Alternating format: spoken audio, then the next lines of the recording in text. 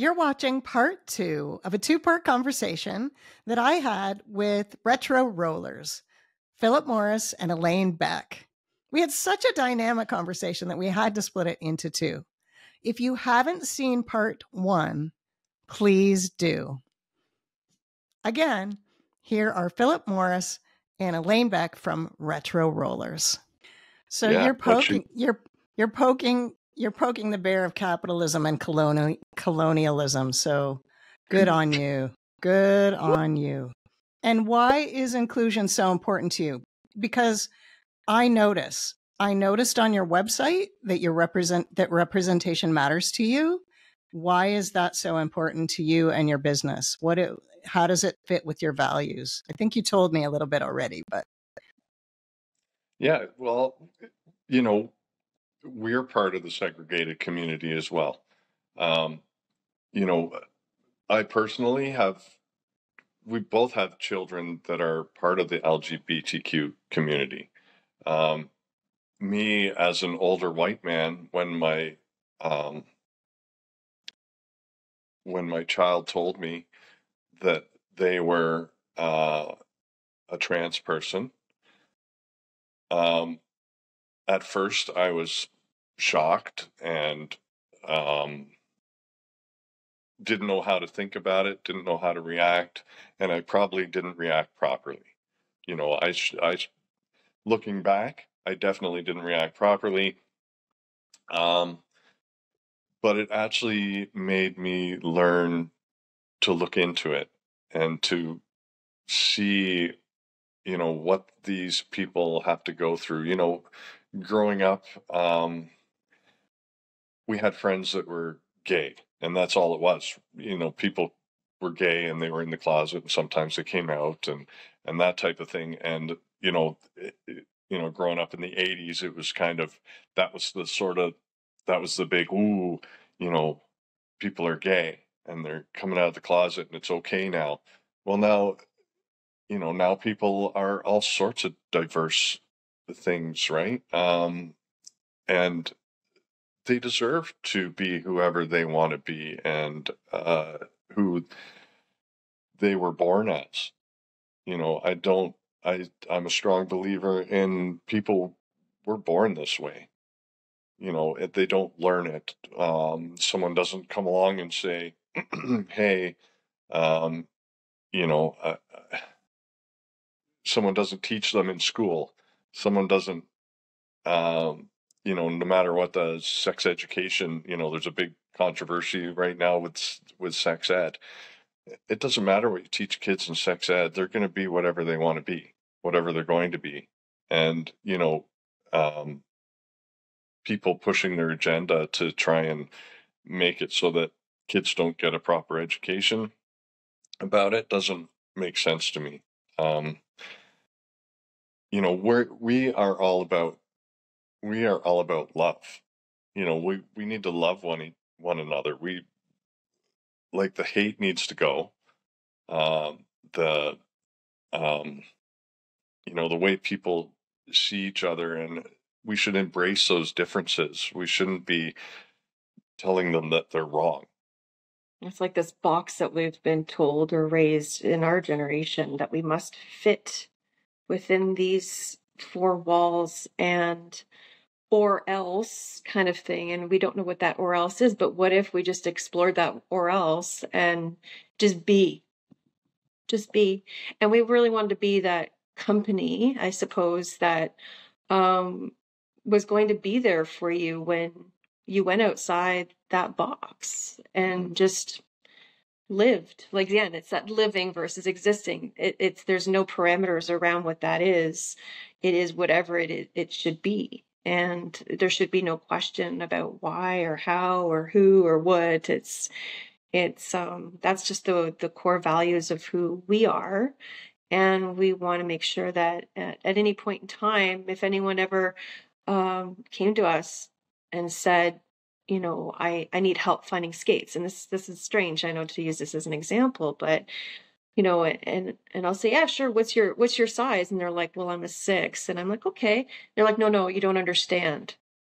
I used to fit into a woman's 6. I'm not a a woman anymore. And I go, okay, thank you for coming to me. And I see what your dilemma is. So this person has felt comfortable saying and sharing with me their issue, and they felt safe with that information. And first of all, I thank them. It's important that they know that I'm grateful, and we're going to help you. Let's get you comfortable.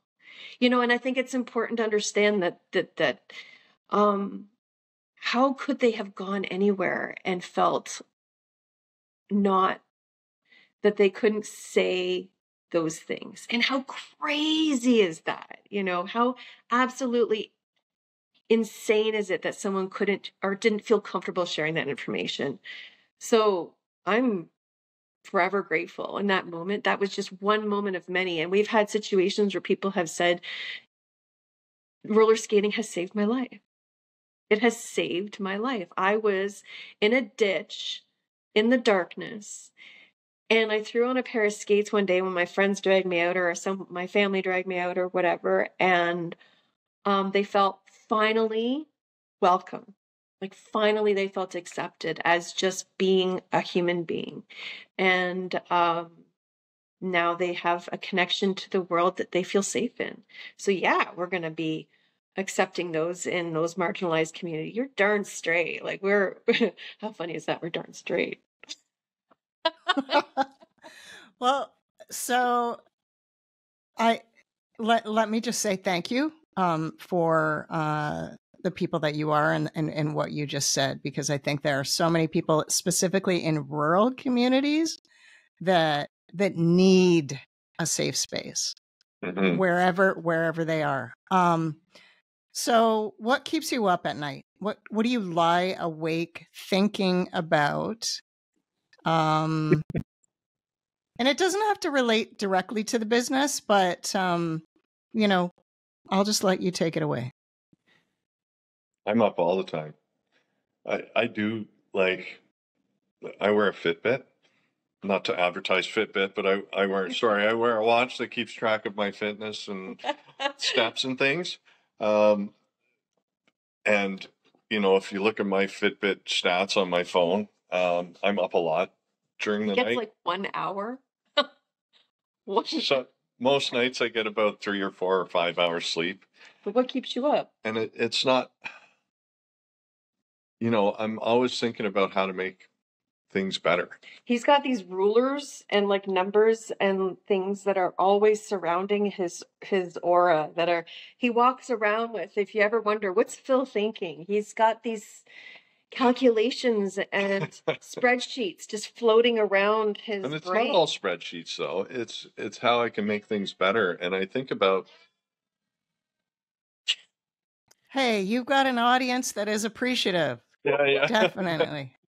I think about how I can make things better for people, how I can make the business better, how we can, like, where we can go. Like, we always run into this scenario every winter. So every spring and summer, we go to different communities. Sometimes we just stay in a community. This year we were in Cambridge. We did an event in Guelph. We did an event in a couple of events in Kitchener. But now that the winter's coming and the ice is back in, which is, that's where the government's priority is ice. They want ice. Got to have ice so that we can have hockey, so that we can, play Canada's sport. But it's not all of Canada's sport. And I can go on about that, as you know. But now that the ice is back in, there's nowhere for us to roller skate, like nowhere, except for private rinks. So there is a private rink that we're associated with in Etobicoke, which is roller pony. There's another rink in Mississauga, which is scooters. And there's also the rink in London, which we're associated with as well. So for our Kitchener-Waterloo area, there's nothing. There's nowhere to go. Kitchener, Waterloo, and Cambridge all say to us that there's no facilities for us to skate in, although there are facilities there that we could probably skate in. They're just afraid that we're going to, ruin their floors with our rubber wheels, which boggles my mind. So, this is what keeps me up. How do I keep people skating? How do I keep it going? How do I make it better for people? How do I make it more accessible for everybody? How do you explain to people that we are trying, that come to us every day and say, did you try this? Yeah, did you try this place? And did you try that? Yes. Oh, yeah. Yes, multiple times. And it's that keeps me up at night. That keeps me up at night. The fact that, even though we do a lot for the community, I feel like we can do more. We can always do more. And, and I wake up thinking about those things. And sometimes if I read work emails before I go to bed, it's hard for me not to answer a work email. And then I'll think about the work email, or I'll go to sleep and then I'll wake up in the middle of the night and think, this is how I'm going to answer this person. Sometimes we have to sit on emails because it takes a lot of energy to reroute our wording so that, first of all, we don't look like, jerks, because we don't want that. We have a reputation, and we've taken time to build that.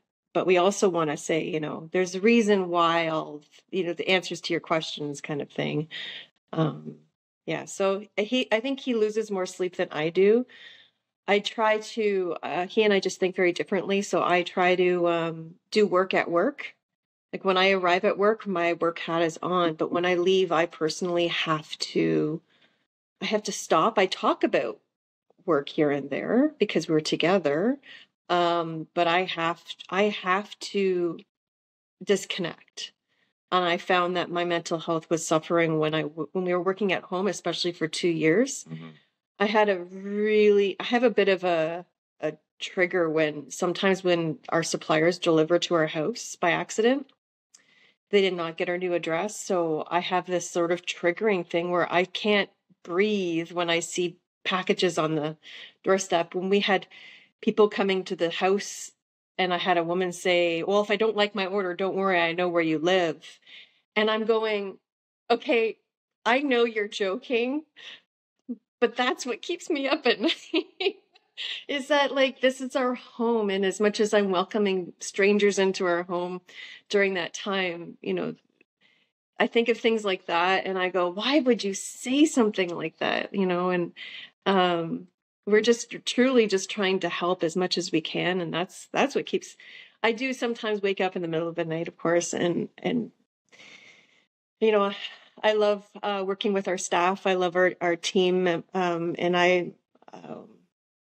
we recently just lost one of our employees just because of an opportunity, and the right hand of mine is now cut off from my body, and I'm happy for her, but people don't realize it's so rare to find not just good help, but help that they're really part of our family. And so it was sad to see her go. So that's what keeps me up. Yeah. And what about advice for someone with an unusual idea, but a lot of passion, and likely maybe somewhat like yourselves, that people will say to them, oh, that'll never work. Are you crazy? That's never going to work. What's your advice to those people perhaps watching this story? No, what's funny is that so many people said to us, that's not going to work, including my old boss, so when the business was starting to pick up in London, and, we took London from, there was maybe 20 or 30 people skating per day, maybe 20 people, and we were part of that 20. And we started advertising on social media, and we started building it up, and it became full. Like, it was busy. So there was a point in time where I said to my boss, because Elaine had quit and was working full time for the company, and I said to my boss, I'd like to go part time, because the business is doing so well. I want to put more energy and focus into the business. And he said to me, well, we don't like the idea of part-time employees. It's not as productive as all the time. And I said, but the roller skating thing is doing well. Like, I want to make it do better and do better for us, and it's good for the community and blah, blah, blah. He said, what, are you going to be the roller king? And I said, yeah, I'm going to be the roller king. I quit. And I quit right there on the spot. And to me, so that's someone saying it's not going to work. You're basically saying you're an idiot for doing this, and, it's not a real job or whatever. If people are saying that to you, let it be your fuel. Mm-hmm. Let it be your fuel. If you believe in it and you're willing to work hard, don't expect to work 3 hours a day and make a living out of it. Mm-hmm. I probably work every waking hour of my life almost. It It's frustrating. It's frustrating. I when I'm making breakfast, I don't, obviously. When I'm I play drums. When I play drums, I'm not thinking about work. When I'm mowing the lawn, I don't think about work. Things like that. But um I think you really need to live and eat and breathe the business in order for it to succeed, especially when it is a niche business, when it is something that people are not, Mm-hmm. it's not the normal business, right? You're not running a restaurant, or you're not running a shoe store, or you're not, I would say, you'd have to have, if you're starting a business, you have to have contingency plans, plural. Learn how to pivot, know how to pivot, be prepared to pivot always. We are facing that now because of this time of year. We have to pivot again. Mm-hmm. We pivoted during COVID and succeeded. So having contingency plans and investing money in your own business. If you do not invest in your business, no one else will want to invest in your business.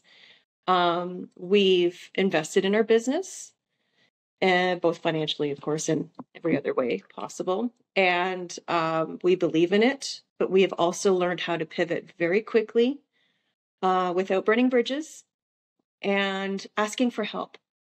Not just, of course, financial. We haven't worried about that. It's more so, asking for help from the community, reaching out and saying, hey, we need you to sign up for classes. Whatever. Yeah. Or whatever. Asking for help, being honest, but being also realistic in that as well is really important in starting anything. Yeah, and I really think that, yes, you may have this vision of how the business is going to be, but you have to be prepared to change that vision based on what the reality of the situation is. So if you say, I think I'm going to be able to sell, excuse me, XYZ for this much money and this many products and blah, blah, blah. You may, like we buy products to sell, and we think these products are going to sell so well and it's going to be great. And, they're going to fly off the shelf, and then we buy them and they sit.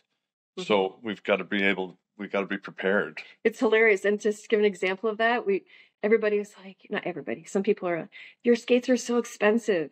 So we bought a more accessible, financially, less financial strain type of product. More affordable, And now people are not buying that less affordable or more affordable, rather, less priced item, and going because they see now the differences visually. So it's like we bought all of these skates, and now they're not being sold because now they see, even though we've told them that cheap skates can be more expensive. It can be far more expensive to buy a cheap skate because then you have to keep buying it. But yeah, now that they see the difference, they're like, oh yeah, now we get it. So we're not going to buy that one.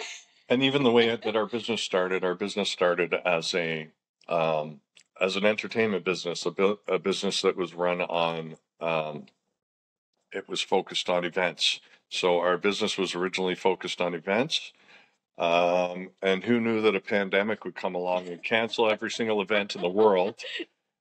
So we had to change. We had to change gears. We had to go into retail. We did have a small retail store in London. And so we did have access to products at the time that the pandemic hit. So, here we were in this business that was in the entertainment industry. We just happened to carry skates only because people would ask us, where do I buy skates? So we thought, oh, this is a good idea, right? Maybe we should sell skates too. So we had to totally pivot our entire business from entertainment into retail. And so we went full force into retail for a couple of years while the pandemic was. And then they're like, is all you do is sell skates? And now people think that we're a retailer. It's like, so no. So now now we're pivoting back again because retail, yes, kept us going for a while, but it's not what we love. It's not what we do. It's not what we are. We're about the community. We're not about selling skates. Although, there are some parts of selling skates that are community based as well, because people buy custom skates off of us, and that's a personalized thing. And we love working with those people to get their designs and their dream skates, make them come true. Right. So there is that aspect of it, but we are more, we began as an entertainment company and a company for the people, and we're going back to that now. So again, here's the business plan. We started off with one business plan, we changed it to another, and now we're changing it to yet another.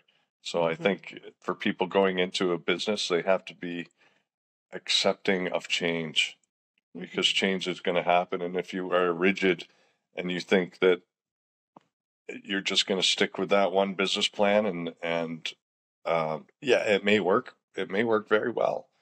But if it doesn't, you have to be prepared to change. That's my advice. Is there anything else you'd like to add that we haven't talked about?